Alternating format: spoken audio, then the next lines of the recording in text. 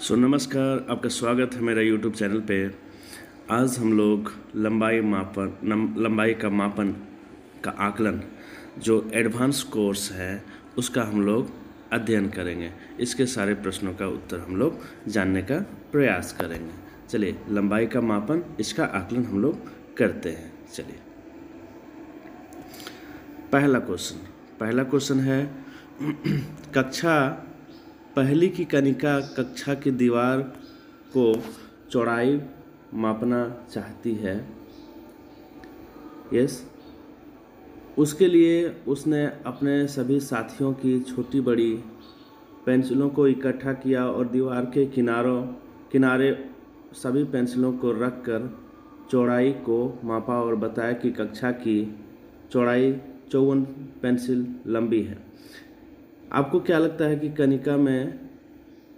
कनिका में किस अवधारणा की समझ होने पर वे समझ पाते कि उसे एक जैसी लंबाई वाली पेंसिल का इस्तेमाल करना था? चलिए, इसका ऑप्शन आपको लगाना है, इसका आंसर आपको करना है। आपके पास ऑप्शन है, आप देखें, विभाजन, इकाई पुनरावृत्ति, संक्रामिकता, लंबाई का संरक्षण। तो इसका सही उत्तर हो जाएगा विभाजन। चलिए, बहुत अच्छे, ये आंसर आपका सही हो गया। चलिए, इसको जारी रखते हैं। नंबर 2, कक्षा पहली की अध्यापिका सलमा जी ने लंबाई की शुरुआत एक गतिविधि से करी। ठीक है, लंबाई की शुरुआत एक गतिविधि से करी जिसमें उन्होंने कक्षा के सभी बच्चों को जूते एक दूसरे से बदलकर पहनने को कहा। उसके बाद अध्यापिका ने सभी को बताने के लिए बोला कि जो बच्चे जूते पहन पाए वो क्यों पहन पाए और जो नहीं उसके कारण क्या हो सकते हैं। आपको क्या लगता है सलमा जी का इस गतिविधि कराने के पीछे क्या उद्देश्य होगा? आप एक से अधिक विकल्प चुन सकते हैं। ठीक है, तो ऑप्शन देखें, बच्चों को तुलना करने के मौका देना, बच्चों में छोटा, बड़ा, बराबर, बहुत बड़ा जैसे शब्दों की समझ बनाने का मौका देना, बच्चों को खेलने खिलाने का मौका देना, बच्चों का ध्यान जूते के आकार की तरफ दिलाने का मौका देना। तो इसका ऑप्शन आपको चुनना है, इसमें से ऑप्शन कौन कौन सही होंगे। तो ऑप्शन 1 और 2 सही होगा। बच्चों को तुलना करने के मौके देना, बच्चों में छोटा, बड़ा, बराबर, बहुत बड़ा जैसे इत्यादि शब्दों का समझ होना। चलिए, बहुत अच्छे। चलिए, आगे बढ़ते हैं हम लोग। नंबर 3, कक्षा दूसरी की शिक्षक जूही जी ने कक्षा में सभी बच्चों के सामने एक चुनौती रखी जिसमें बच्चों को एक बार में 3 बच्चों में से पता करना था कि कौन लंबा है, लेकिन तुलना सिर्फ 2 बच्चों के बीच ही की जा सकती है और 2 मौके में ही पता करना था कि उस समूह में लंबा कौन है। आपको क्या लगता है कि ये गतिविधि बच्चों में किस कौशल को विकसित करने में मदद करेगी? आप एक ही विकल्प चुन सकते हैं। आपके ऑप्शन हैं विभाजन, संरक्षण, संक्रामिता, इकाई पुनरावृत्ति। तो चलिए, इसका आंसर जो है, इसका आंसर हम लोग देखते हैं। इसका आंसर हो जाएगा संक्रामिता। यस, चलिए, बहुत अच्छे, आगे हम लोग देखते हैं। नंबर 4, कक्षा 3 के शिवम को परीक्षा पत्र में एक रेखा को मापने का सवाल मिला, लेकिन उसका स्केल 2 सेंटीमीटर तक टूटा हुआ था। इसलिए उसने 4 सेंटीमीटर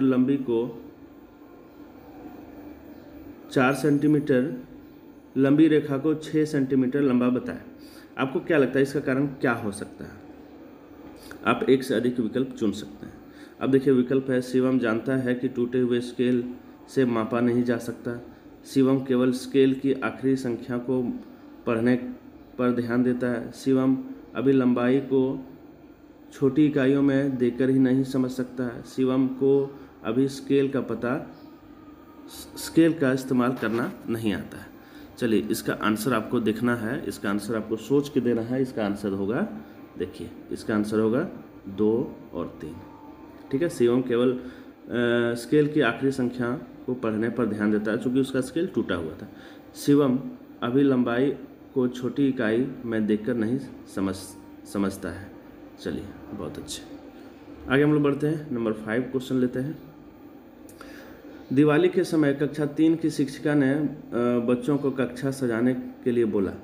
शिक्षिका ने बच्चों को झालर और रिबन को अपनी उंगलियों बालिश से मापने के लिए प्रोत्साहित किया। आपको क्या लगता है ऐसा करने से बच्चों को लंबाई मापने की समझ बनाने में क्या फ़ायदा मिलेगा? आप एक से अधिक विकल्प चुन सकते हैं। ठीक है, अब ऑप्शन देखें। चीज़ों की लंबाई का बेहतर अंदाज़ा लगा पाएंगे, इकाई के बार बार इस्तेमाल को समझ पाएंगे, लंबाई मापन की मूल प्रक्रिया को समझ पाएंगे, इकाइयों का समान होना जरूरी नहीं है ये समझ पाएंगे। ठीक है, तो इसका आंसर आपको देना है सोच समझ करके, ऑप्शन से आपको खोज करके देना है। तो देखिए इसका आंसर हो जाएगा 1, 2, 3। इन तीनों चीज़ों को वो सीख पाएंगे। ठीक है, चलिए आगे बढ़ते हैं हम लोग। नंबर 6, कक्षा 3 की अध्यापिका तबस्सुम जी ने बच्चों को 1 सेंटीमीटर का क्यूब दिखाकर बताया कि क्यूब के सभी आयाम 1 सेंटीमीटर के लंबे हैं। इसके बाद स्केल दिखाकर बताया कि स्केल का 1 सेंटीमीटर क्यूब की लंबाई दोनों बराबर है। ठीक है, उसके बावजूद भी बच्चों ने स्केल से चीज़ों की लंबाई मापते समय कई गलतियां की। आपको क्या लगता है कि इन गलतियों के क्या कारण हो सकते हैं? आप एक से अधिक विकल्प चुन सकते हैं। अब देखिए पहला विकल्प है बच्चों को केवल सेंटीमीटर का क्यूब दिखाकर उसके बारे में बताया है, जो उसकी ज़रूरत को महसूस नहीं कराया। बच्चों को अपने स्केल बनाने का मौका नहीं दिया गया। बच्चों को स्केल के हर सेंटीमीटर में उस क्यूब को रखकर नहीं दिखाया गया कि सभी सेंटीमीटर आपस में बराबर है। बच्चों का सीखते समय ऐसी गलती करना स्वाभाविक है। चलिए इसमें से आपको आंसर खोजने हैं। नंबर 6 आपको आंसर खोजना है, इसका आंसर हो जाएगा 1 और 2। ठीक है, चलिए आगे बढ़ते हैं। नंबर 7 देखते हैं। कक्षा 3 के अमन ने 1 मीटर स्केल को मापते हुए एक मेज की लंबाई 1 सेंटीमीटर लिखी, क्योंकि उसने स्केल की आखिरी संख्या को पढ़ा। अध्यापिका ने सेंटीमीटर की तरफ इशारा करते हुए अमन से कई बार प्रश्न किया कि क्या एक मेज की लंबाई 1 सेंटीमीटर हो सकती है। तब भी अमन ये नहीं समझ पाया कि मेज की लंबाई 1 सेंटीमीटर नहीं हो सकती। आपको क्या लगता है कि अमन किस समझ की कमी की वजह से ये गलती कर रहा है? ठीक है, आप एक ही विकल्प इसमें सिलेक्ट कर सकते हैं। देखिए ऑप्शन है सेंटीमीटर का अंदाज़ा या उसकी समझ, मीटर स्केल के इस्तेमाल की समझ, मीटर और सेंटीमीटर के रिश्ते की समझ, सेंटीमीटर और स्केल को इस्तेमाल करने की समझ। इनमें से आपको चुनना है आपका सही आंसर क्या होगा। तो देखिए इसका सही आंसर हो जाएगा आपका सेंटीमीटर का अंदाज़ा या उसकी समझ। चलिए बहुत अच्छे। नंबर 8 हम लोग देखते हैं। कक्षा 3 में सुधीर जी ने एक गतिविधि के दौरान बच्चों को सेंटीमीटर और मीटर दोनों स्केल दिए। बच्चों को कक्षा की अलग अलग चीज़ों को मापना था और चीज़ को ध्यान में रखते हुए स्केल को चुनना था। इसी कक्षा की मुन्नी ने डस्टर की लंबाई मापने के लिए सेंटीमीटर स्केल को चुना और डस्टर की लंबाई को सही मापा। दरवाजे की लंबाई मापने के लिए भी उसने सेंटीमीटर स्केल का चयन किया। आप मुन्नी की समझ के बारे में क्या कह सकते हैं? सबसे सटीक विकल्प चुनें। आप एक ही विकल्प इसमें चुन सकते हैं। पहला है मुन्नी से मीटर और सेंटीमीटर के बीच रिश्ता समझती है। मुन्नी अभी मापना नहीं जानती है। मुन्नी की कक्षा में केवल केवल सेंटीमीटर स्केल से ही परिचित कराया गया। ठीक है, अगला है मुन्नी नहीं समझती कि कब छोटी और बड़ी इकाई का इस्तेमाल ठीक है। तो चलिए इसमें आंसर आपको खोजना है। इसका एक ही विकल्प आपको चुनने हैं। इसका एक विकल्प चुनने हैं, तो आपका इसका आंसर होगा नंबर 4। मुन्नी नहीं समझती कि कब छोटी और बड़ी इकाई का इस्तेमाल ठीक रहेगा। चलिए आगे बढ़ते हैं। नंबर 9, कक्षा 4 के अध्यापिका ने कक्षा में बच्चों को सेंटीमीटर को मीटर में और मीटर को सेंटीमीटर में बदलने के सभी नियम समझाए। उसके बाद इन सवालों का लंबे समय तक अभ्यास भी कराया, लेकिन फिर भी बच्चों ने परीक्षा में अधिकतर सवाल गलत किए। आपको क्या लगता है इसका कारण क्या हो सकता है? आप एक ही विकल्प चुन सकते हैं। ऑप्शन है बच्चों ने मीटर और सेंटीमीटर को बदलने के नियम को अच्छे से नहीं समझा, बच्चे परीक्षा के समय तक मीटर और सेंटीमीटर को बदलने के नियम को भूल गए। बच्चे ने सेंटीमीटर और मीटर के रिश्ते को फर्क ऊपरी तौर से समझा। बच्चे परीक्षा में गलती करते ही हैं। आपके ऑप्शंस इसमें जो जितने ऑप्शंस हैं उसमें से आपको एक ऑप्शन को चुनना होगा। इसका ऑप्शन नंबर 3 जो है वो सही होगा।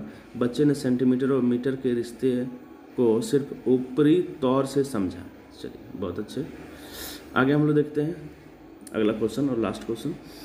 बच्चों के सामने हमेशा एक समस्या को देखकर उसके हल खोजने के लिए बच्चों को प्रोत्साहित करना, यानी समस्या हल करने की पद्धति को कक्षा में शामिल करने से क्या फ़ायदा होगा। आप एक से अधिक विकल्प चुन सकते हैं। सभी बच्चों को समस्या हल खोजने में मज़ा आता है। बच्चे एक दूसरे को गलत साबित कर पाते हैं। बच्चे एक समस्या के कई हल खोज पाते हैं। बच्चे समस्या को अलग अलग नज़रिए से देख पाते हैं। तो इनमें से आपका आंसर खोजना है। आप एक से अधिक विकल्प चुन सकते हैं। तो आपका आंसर होगा तीसरा और चौथा नंबर ऑप्शन, ये देखिए। चलिए, ये बहुत अच्छा आपका एडवांस्ड ये है। इसमें हम लोग मापन जो है आकलन किए, जो मापन है उसका आकलन किए। So thanks for watching. Next video के लिए बिल्कुल तैयार रहें। नया वीडियो जल्द ही पहुंच जाएगा। धन्यवाद फिर से आपको।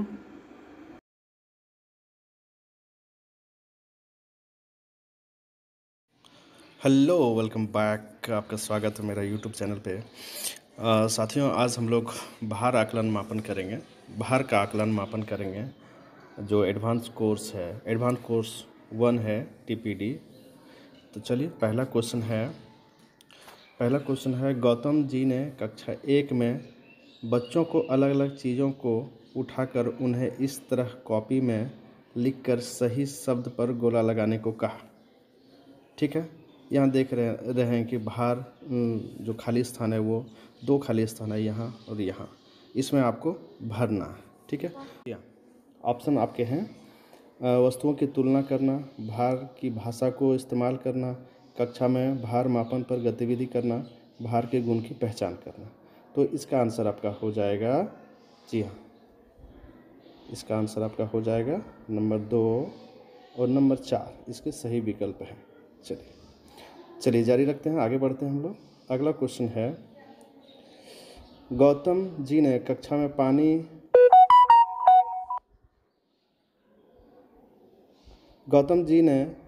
में पानी की भरी हुई बोतल, ब्लॉक्स, बटन, किताब, डस्टर, वाटर कलर के डब्बे, लंच बॉक्स जैसी चीज़ें बच्चों के सामने रखकर उन्हें उनके वजन के अनुसार क्रम में लगाने को कहा।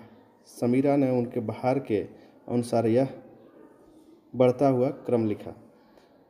ब्लॉक्स, बटन, पानी की भरी बोतल, किताब, वाटर कलर का डब्बा, लंच बॉक्स। गौतम जी को लगा कि यह सही क्रम नहीं है। समीरा की सोच के बारे में कौन से विकल्प सबसे सटीक होंगे। जी हाँ, आपके जो आंसर है इसमें से आप एक से अधिक ऑप्शन चुन सकते हैं। ठीक है, तो चलिए इन ऑप्शंस में से आपको देखना होगा। वस्तुओं के बीच रंग के आधार पर तुलना की, वस्तुओं के किसी एक आधार पर तुलना नहीं की, वस्तुओं के आकार के आधार पर तुलना की, वस्तुओं को देखकर तुलना की। चलिए, इसका आंसर हो जाएगा, जी हाँ, नंबर 3 और नंबर 4 इसका सही आंसर है। चलिए आगे बढ़ते हैं। अगला क्वेश्चन है अनाया और दिशा खेल वाले तराजू पर मिट्टी के 2 गोले को मापा, फिर उन्हें वजन के बराबर किया। इनमें से एक गोले को उसने दिशा को दे दिया, दूसरे गोले को उसे बेलकर गोल आकार दे दिया। दिशा ने अपने गोले को बेलनाकार बना दिया। बेलनाकार को देखकर दिशा ने कहा, मेरे पास ज़्यादा मिट्टी थी। दिशा में कौन सी समझ की कमी है। चलिए, इसका ऑप्शन आप एक ऑप्शन यहाँ चुन सकते हैं जो ऑप्शंस दिए हुए हैं। भार के संरक्षण की, बेलनाकार कैसे बनाएं, गोलों को कैसे बनाएं, विभिन्न आकृति के प्रकार। तो चलिए, इसका आंसर हो जाएगा भार के संरक्षण की। चलिए आगे बढ़ते हैं। सुमित ने अपनी पसंद की चीज़ों का भार मापने के लिए पेपर क्लिप, रबड़, कांच का इस्तेमाल किया। आइए देखें कि उसने इन चीज़ों को कैसे मापा। किताब के वज़न को पेपर क्लिप से मापा, बॉटल को रबड़ से मापा, एक चाक को कांच से मापा। यदि आप सुमित के अध्यापक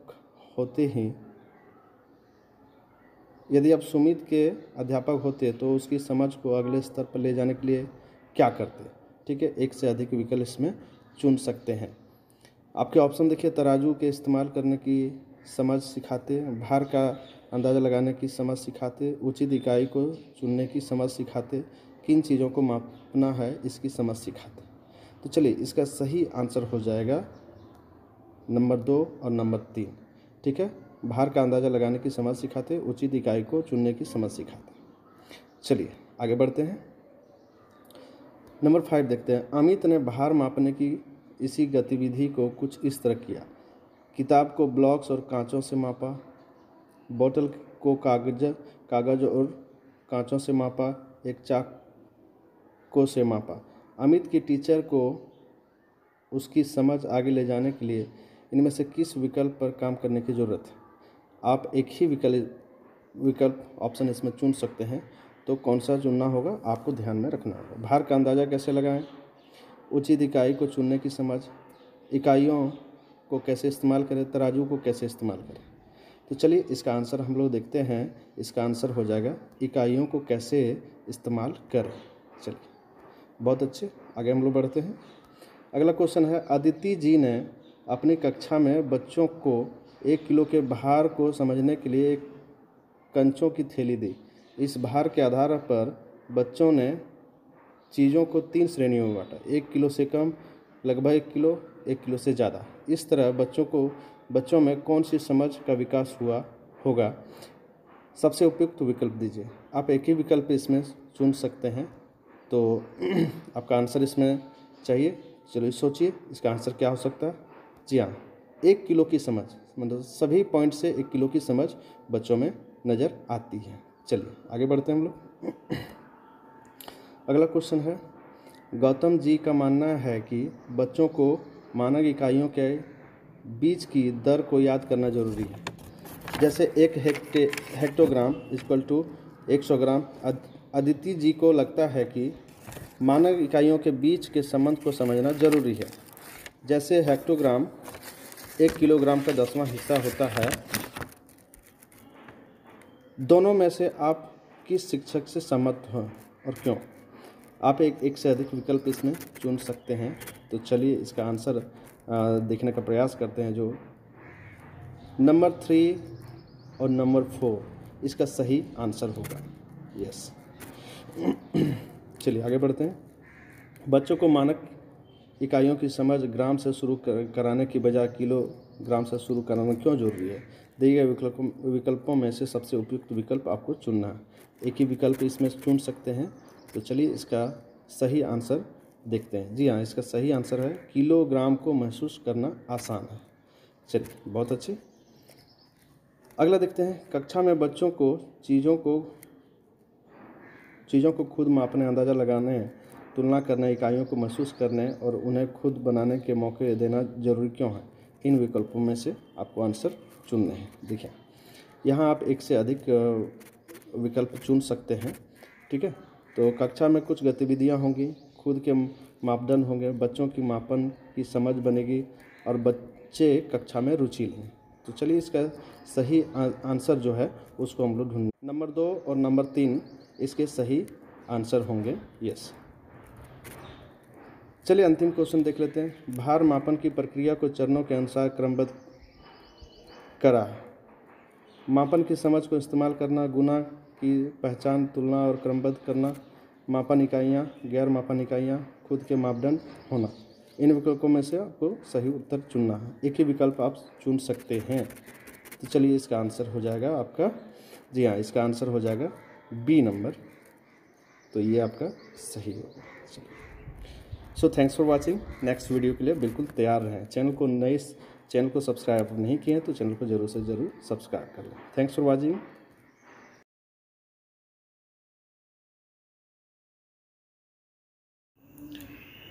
सभी शिक्षकों को मेरा नमस्कार।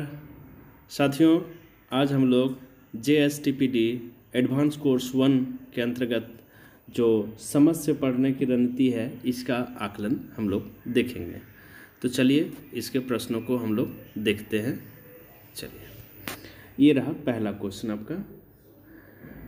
मंजू जी का कहना है कि उनकी कक्षा 5 के छात्र पढ़ने में कुशल है क्योंकि वे अक्षर पहचान कर शब्दों का निर्माण कर सकते हैं और पाठ में आए अलग अलग शब्दों का अर्थ जानते हैं। आपके अनुसार इस संदर्भ में निम्न में से क्या सही होगा? आप एक से अधिक विकल्प चुन सकते हैं। तो चलिए इसका आंसर हो जाएगा, आपको देखना होगा इसका आंसर इसी में से। चलिए इसका आंसर हो जाएगा 2 और 3। चलिए आगे बढ़ते हैं। चलिए आंसर सही हुआ। अगला क्वेश्चन है, आपकी स्क्रीन पर कुछ गतिविधियां दी गई हैं और उनके साथ समझ से पढ़ने के स्तर, सही गतिविधि और उससे जुड़े समझ से पढ़ने के स्तर का चुनाव करें। आप एक ही विकल्प चुन सकते हैं। तो चलिए इसका आंसर हो जाएगा आपका, इस लोक कथा में लोगों के अंधविश्वास पर तुम्हारी राय अपने समूह में साझा करो। मूल्यांकन स्तर। चलिए सही हुआ। थर्ड क्वेश्चन, नीचे दिए गए प्रश्नों में से कौन सा प्रश्न बच्चों के समझ से पढ़ने के मूल्यांकन स्तर को दर्शाएगा? आप एक से अधिक विकल्प चुन सकते हैं। आप एक ही विकल्प चुन सकते हैं। इसमें एक ही विकल्प चुनना है। तो इसका आंसर हो जाएगा, तुम लेखक की लेखन शैली के बारे में क्या सोचते हो? चलिए सही आंसर हो गया। आगे बढ़ते हैं। चौथा क्वेश्चन, समझ से पढ़ने की रणनीति से जुड़े कौन से कथन आपको सही लगते हैं? आप एक से अधिक विकल्प चुन सकते हैं। ठीक है, तो देखिए 2 और 3 आपका सही होगा। चलिए आगे बढ़ते हैं। अरशद सर ने बच्चों को समझ से पढ़ने की रणनीति सिखाने के लिए उन्हें रणनीतियों का विवरण पढ़ने को दे दिया और फिर उन्हें रणनीतियाँ इस्तेमाल करने के लिए कहा। कुछ दिनों में उन्होंने पाया कि बच्चों के पढ़ने में कुछ बदलाव नहीं हुआ। आपके अनुसार अरशद जी बच्चों में समझ से पढ़ने की रणनीति की समझ विकसित करने के लिए और क्या कर सकते हैं? आप एक से अधिक विकल्प चुन सकते हैं। देखिए इसका ये दोनों सही होगा। बच्चों को रणनीतियों का इस्तेमाल सिखाने के लिए कुछ गतिविधियां करवा सकते हैं। रणनीतियों का प्रयोग पढ़ते हुए बच्चों के सामने दर्शा सकते हैं। ठीक है, आगे बढ़ते हैं। चलिए आंसर सही हुआ। अगला है, सारा 8वीं कक्षा में पढ़ती है। पुस्तकालय से किसी उपन्यास को लेने के पहले वह उसके पन्नों को पलटते हुए वाक्य और मुख्य शब्द पढ़ती है। वह विषय सूची पर भी ध्यान देती है। आपके अनुसार वह किस रणनीति का प्रयोग कर रही है और क्यों? आप एक ही विकल्प चुन सकते हैं। ठीक है, तो देखिए इसका आंसर हो जाएगा, स्किमिंग जो होता है वो स्किमिंग करती है। चलिए बहुत अच्छे। अगला क्वेश्चन, रीमा नीचे दिए गए अनुच्छेद का अर्थ समझने की कोशिश कर रही है। कौन सी रणनीति इसका अर्थ समझने में सबसे अधिक कारगर रहेगी? दिसंबर के माह में यह एक ठंडा और काला सा दिन था। अभी दोपहर के 2 ही बजे थे, पर मानो सूरज ने एक भी कंबल ओढ़ लिया हो। हम मौसम को समझने की कोशिश कर रहे थे, तभी बिजली कड़कने की आवाज़ से सभी चौंक उठे। आप एक ही विकल्प चुन सकते हैं। इसमें से आपका आंसर आपको खोजने हुआ। देखिए ये है पढ़ते हुए मानसिक चित्र बनाना। वो पढ़ भी रहे थे और मानसिक चित्र भी बना रहे थे। चलिए बहुत अच्छे।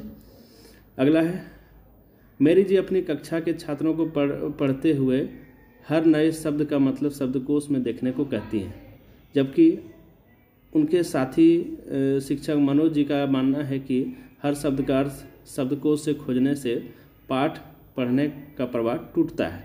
आपके अनुसार मेरी जी अपने छात्रों को नए शब्दों के अर्थ समझने के लिए और क्या सुझाव दे सकते हैं? आप एक से अधिक विकल्प चुन सकते हैं। तो चलिए इसका आंसर देखते हैं। जी हाँ, इसका आंसर हो जाएगा तीनों। शब्दों के अर्थ के बारे में संदर्भ से अनुमान लगाना, शब्दों को तोड़कर समझना, महत्वहीन शब्दों को छोड़कर आगे बढ़ना। चलिए बहुत अच्छे, आगे बढ़ते हैं। पढ़ते हुए स्वयं से प्रश्न पूछने की रणनीति हमारे छात्रों को समझने से पढ़ने में कैसे मदद कर सकती है? आप एक से अधिक विकल्प इसमें चुन सकते हैं। जी हाँ, तो आपका 1 और 2 इसमें ऑप्शन सही होगा। छात्र पाठ को पढ़ते हुए पीछे हुई घटनाओं को याद रख सकेंगे। बच्चे पाठ के अलग अलग हिस्से के बीच संबंध बना सकेंगे। चलिए, बहुत अच्छे। So thanks for watching. ये आपके सभी प्रश्नों के उत्तर हुए। आप चैनल पे बने रहें, अगले वीडियो का जरूर से ज़रूर इंतज़ार करें। Thanks for watching again.